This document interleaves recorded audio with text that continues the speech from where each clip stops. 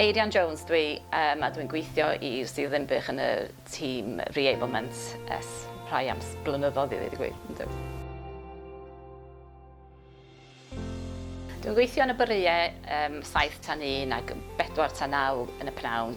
Mae o'n gweithio'n greit efo y teulu adre bob dim. Dwi'n cael mynd adre i wneud chydig bach o bethau yn y pnawn, a weithiau os dwi'n mod yn gweithio yn y bore, mae gennau drwy pnawn i wneud pethau a dyrnodau adre wedyn i ffwrdd.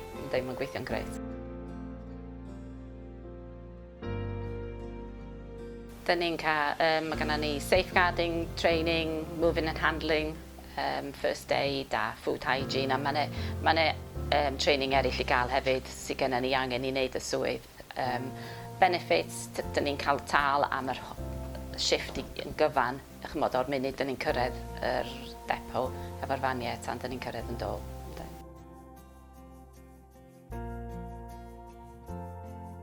Dyn ni'n cynnogi bobl sydd dros 19 oed, bobl sydd wedi dod adre o'r ysbyty neu ddim yn dda adre, ac angen dipyn bach o help i encourage nhw ddod yn independent, really, yeah.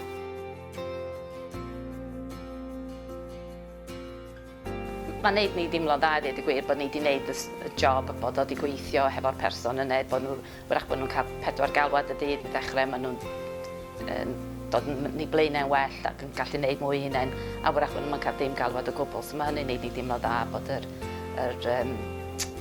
service yn gweithio, really, yeah. Mae sydd yn bych yn gyfalu bod gennym ni ban neu car. Mae yna rhai diesel yna, mae yna rhai e-vehicles yna hefyd, a dyn ni'n cael training i ddreifio nhw.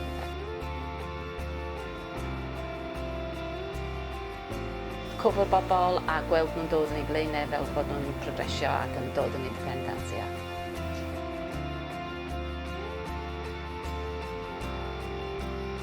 Rwy'n sydd yn gallu caring person sydd yn licio edrych ar ôl bobl ac hefyd medru encourage nhw fedru wneud pethau hunain ac ffeindio ffordd gwahanol iddyn nhw fedru wneud pethau hunain i nhw fod yn independent.